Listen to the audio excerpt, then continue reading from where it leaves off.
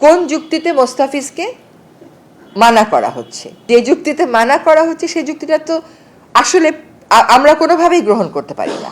ফলে সেখানে আমাদেরকে একটা প্রতিক্রিয়া দেখাতেই হচ্ছে। যদি আইপিএল এর কথায় আসে, বিষয়টা হচ্ছে যে খেলাটা যদি খেলার জায়গায় আমরা রাখতে পারতাম খুবই ভালো হতো, কিন্তু আনফর্চুনেটলি খেলাটার মধ্যে রাজনীতি নিয়ে আসা হয়েছে। অন্যান্য সময় আমরা কি বলি, দুইটা দেশের মধ্যে যদি রাজনৈতিক টেনশন থাকেও, যে কোনো দুটা দেশ, আমি বাংলাদেশ ভারত, বাংলাদেশ নেপাল এরকম বলছি না, ভারত নেপাল, ভারত মালদ্বীপস এটা বলছি না, বলছি দুইটা দেশের মধ্যে যদি রাজনৈতিক টেনশন থাকেও বলে যে সাংস্কৃতিক এক্সচেঞ্জ, খেলাধুলা এগুলোর মাধ্যমে এটা কমিয়ে আনা যায়।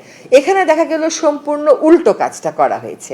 বাংলাদেশের একটা খেলোয়াড়কে নিশ্চিত করার পরে তাকে রাজনৈতিক যুক্তিতে, যেটা আমরা পত্রপত্রিকায় দেখেছি, বলা হচ্ছে যে ওকে নেওয়া হবে না। তো এইরকম সিদ্ধান্তের প্রেক্ষিতে আমাদের দেশের জনগণেরও তো মনে একটা আঘাত লাগে, তাদের মধ্যেও একটা প্রতিক্রিয়া হয়। সেরকম জায়গায় আমাদেরকেও একটা অবস্থান নিতে হবে। আমরা সেই অবস্থানের আইনগত ভিত্তি এবং প্রক্রিয়া যাচাই বাছাই করছি এবং করার পরে আমরা একটা বিফিটিং পদক্ষেপ গ্রহণ করব। আমি মনে করি না এটার সাথে অর্থ উপদেষ্টা মহোদয় যেটা বলেছেন সেটা কনফ্লিক্টিং হবে, কারণ এখানে একটা সিচুয়েশন আমার জন্য তৈরি করা হয়েছে, আমাকে সেটার বিরুদ্ধে একটা ব্যবস্থা নিতে হবে, সেটার ব্যাপারে একটা ব্যবস্থা নিতে হবে। আমার তো চুপ করে বসে থাকার উপায় নেই।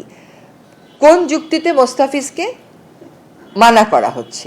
খেলোয়াড়ই কোনো যুক্তিতে মানা করা হলে তো কোনো ব্যাপার ছিল না, যে যুক্তিতে মানা করা হচ্ছে সেই যুক্তিটা তো আসলে আমরা কোনোভাবেই গ্রহণ করতে পারি না। ফলে সেখানে আমাদেরকে একটা প্রতিক্রিয়া দেখাতেই হচ্ছে।